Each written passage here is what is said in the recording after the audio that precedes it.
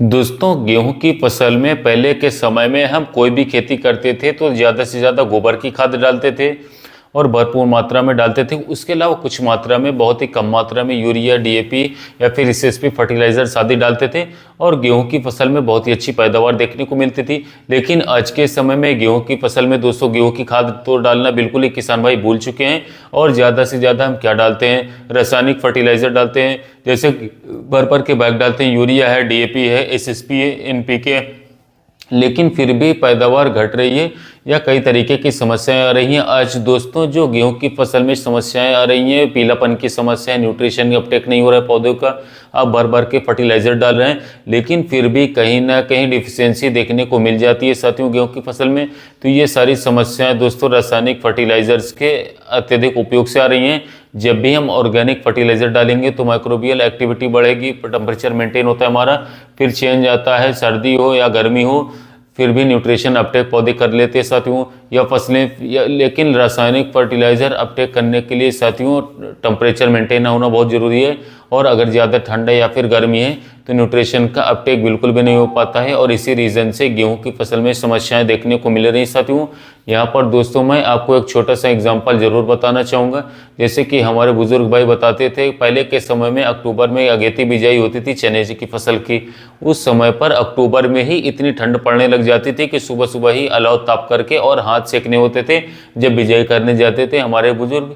लेकिन आज के समय में ठंड पड़ती ही नहीं है। दिसंबर जनवरी में जाकर के थोड़ा बहुत पाला पड़ता है, थोड़ी बहुत ठंड पड़ती है और फिर वापस से वही गर्मी शुरू हो जाती है। तो ये सारी समस्याएं आने का रीज़न भी कहीं ना कहीं साथियों इन्वायरमेंट में जो लगातार चेंजेस आ रहे हैं ये भी एक रीज़न होता है। लेकिन साथियों खैर हम बात करेंगे कि आज गेहूं की फसल में जो ज़्यादा समस्याएं आ रही हैं कि बढ़वार बहुत ही ज़्यादा हो रही है या फिर कम हो रही है या फिर अभी भी पीलापन वगैरह की समस्याएं देखने को मिल रही है। तो इन तीनों सिचुएशन में ही आप लंबी बालियां कैसे निकाल सकते हैं, अच्छी पैदावार कैसे ले सकते हैं, बिल्कुल ही कम खर्च में। इसके अलावा साथियों जैसे कोई फंगस जनित रोगों का अटैक नहीं हुआ लास्ट ईयर, जैसे कि येलो रस्ट की समस्या बहुत ज़्यादा आई थी, फंगस जनित रोगों का अटैक भी हो जाता है जब क्रॉप घनी होती है। तो उससे भी हम अपनी फसल को कैसे बचाएंगे, संपूर्ण जानकारी के लिए वीडियो के एंड तक जरूर बने रहे साथियों। तो सबसे पहले दोस्तों हम बात करेंगे गेहूं की फसल में अत्यधिक नाइट्रोजन युक्त फर्टिलाइजर्स, यानी कि नाइट्रोजन का अगर आपने ज़्यादा उपयोग किया है तो साथियों बढ़वार बहुत ज़्यादा हो गई है। उस सिचुएशन में आगे चल करके फसल पकेगी ही नहीं, पैदावार घट जाएगी क्योंकि फसल गिर जाती है। गिरती कैसे है साथियों, बात करें तो नाइट्रोजन का ज़्यादा उपयोग आपने किया, बढ़वार हो गई गेहूँ की फसल की, ये तो भराव नहीं हुआ। कहीं कहीं पर आपका खेत जो है काफ़ी लंबाई पकड़ के गिर जाते हैं, पलट जाते हैं। इसकी वजह से जैसे दाना भरेगा, वजन बढ़ेगा साथियों, तो बाली आने पर तो फसल गिर जाती है, फसल प्रॉपर तरीके से फिर पकती नहीं है और पैदावार कहीं ना कहीं साथियों बहुत ज़्यादा घट करके आपको देखने को मिलती है। तो अब उसके लिए करना क्या साथियों, इस ग्रोथ को रोकने के लिए हमें वेजिटेटिव ग्रोथ को रोक करके साथियों रिप्रोडक्टिव ग्रोथ को बढ़ाना है साथियों, यानी कि दाने ज़्यादा निकलने चाहिए, गेहूँ फसल में बालियाँ लंबी निकलनी चाहिए, उसके लिए हमें ग्रोथ को रोकना होगा साथियों। नाइट्रोजन युक्त फर्टिलाइजर साथियों अब बिल्कुल भी यूज़ नहीं करना है। देखिए साथियों हम कैसे पहचान करेंगे साथियों, जैसा कि पत्तियों को जब साथियों आप अच्छे तरीके से देखेंगे साथियों, जो हमारे फ्लैग लीफ होते साथियों, तो वो क्या होती काफ़ी चौड़ी होती चली जाएंगी, पौधे काफ़ी ज़्यादा लंबे होते चले जाएंगे, बढ़वा लेते चले जाएंगे। तो साथियों तो आप जो है दानों भराओ अच्छी तरीके से, वो बालियाँ लंबी बने और ग्रोथ रुक जाए। इसके लिए साथियों दोस्तों सबसे बेस्ट जो है वो है साथियों आपको प्लांट ग्रोथ रेगुलेटर का इस्तेमाल करना होगा इस समय पर। और घनी क्रॉप है तो साथियों आपको एक अच्छी फंगिसाइड का उपयोग करना है, क्योंकि आगे चल करके फंगस जनित रोगों का काफ़ी भयंकर तरीके से अटैक हो सकता है क्रॉप अगर घनी होगी तो।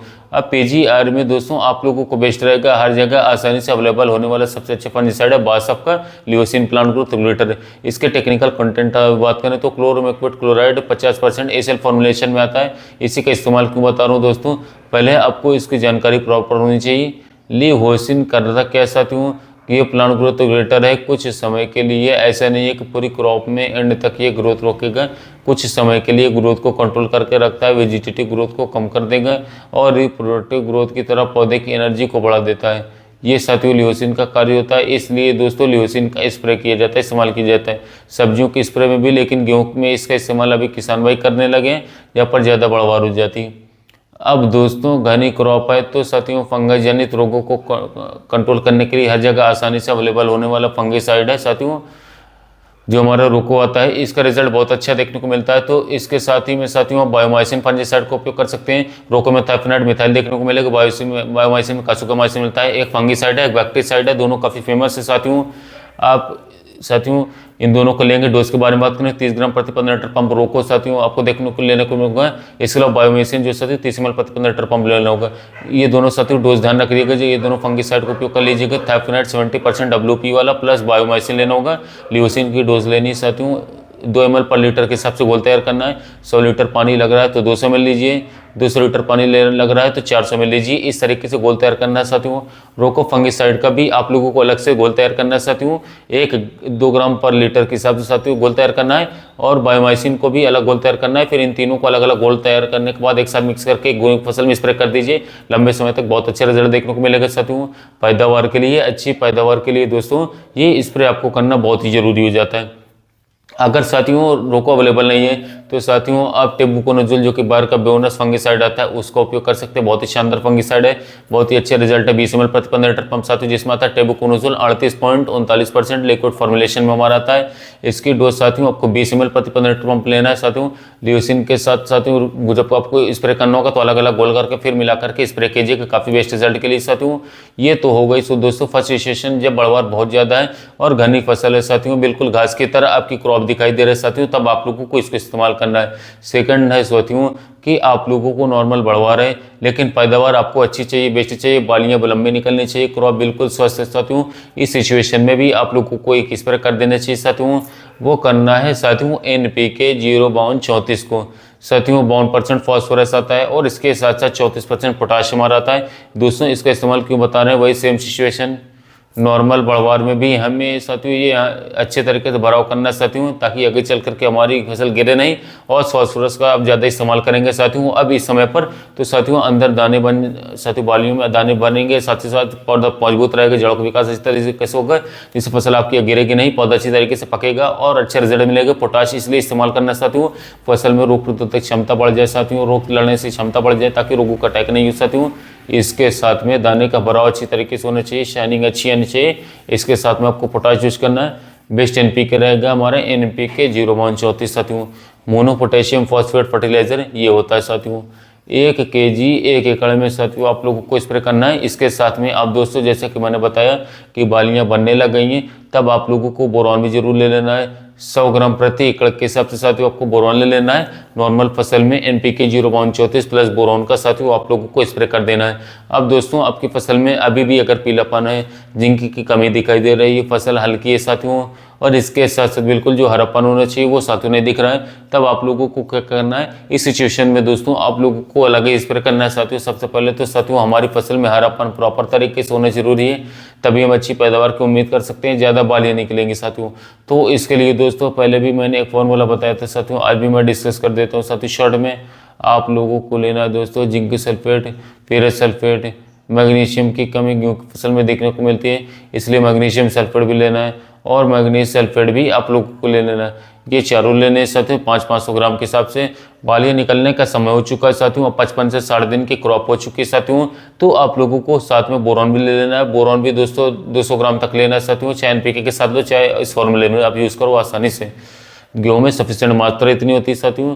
अब दोस्तों अगर zinc sulphate, ferrous sulphate, magnesium sulphate साथियों और मैग्नीज सल्फेट, इनमें से अगर आपके पास कोई जैसे कि चिरेटेड फॉर्म में रखी हुई साथियों तो उसकी मात्रा आप लोगों को 100 से 120 ग्राम साथियों रख लेनी है। बाकी साथियों ये सल्फेट फॉर्मुलेशन वाले जितने भी ले लेने हैं और आपके क्रॉप में साथियों स्प्रे करना है दोस्तों। पीलापन बिल्कुल भी देखने को नहीं मिलेगा, अच्छा हरापन आगे साथियों, अच्छी पैदावार देखने को मिलेगी, बालियाँ ज़्यादा निकलेंगे, ज़्यादा दाना भरा होगा साथियों, तो ये स्प्रे आप लोगों को कर देना है। 3 सिचुएशन दोस्तों गेहूं की फसल में बन रही है, हमारे पास जैसी फसलों की फोटो आ रही है साथियों उस अकॉर्डिंग मैंने ये 3 सिचुएशन पर गेहूं वीडियो बनाया साथियों। आपकी किस टाइप की समस्या आ रही है साथियों कमेंट करके हमें जरूर बताइए साथियों, उस पर भी वीडियो लाएंगे साथियों। तो जो किसान भाई गेहूं की खेती करें उन तक वीडियो को शेयर कीजिए तो कि उन्हें भी महत्वपूर्ण जानकारी मिल सके। इसके साथ हमारे कृषि मित्र चैनल को सब्सक्राइब कीजिए, ज़्यादा से ज़्यादा वीडियो को शेयर कीजिए, साथ ही मिलते हैं वीडियो में नए टॉपिक।